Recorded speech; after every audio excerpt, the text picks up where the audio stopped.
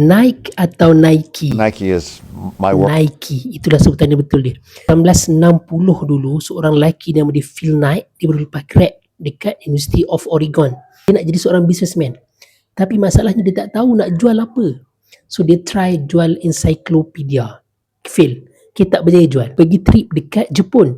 Dekat Jepun tu, dia perasan kasut sukan Jepun ni selesa tau. Macam dia tahu? Sebab dulu dekat universiti, dia seorang atlet larian jarak jauh.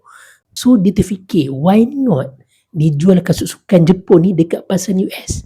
So dia study culture Jepun, dia study buku-buku tentang bisnes dengan orang Jepun dan sebagainya, dan akhirnya dia berjaya yakinkan dan bawa masuk kasut Onitsuka Tiger ke pasaran US. Kasut tu banyak, modal dia dah nipis. So dia tak ada duit untuk buat marketing. Itu masalah dia sekarang ni. So apa yang dia buat ialah dia pergi jual kasut yang dia dah beli banyak-banyak tu, okay, dekat track larian. Cara dia ialah dia masukkan, dia bawa dalam bonet kereta, okay, dia pergi parking dekat dengan track larian dan jual directly dekat atlet. Dan kali ni dengan mudahnya dia boleh jual. Sebab apa tau?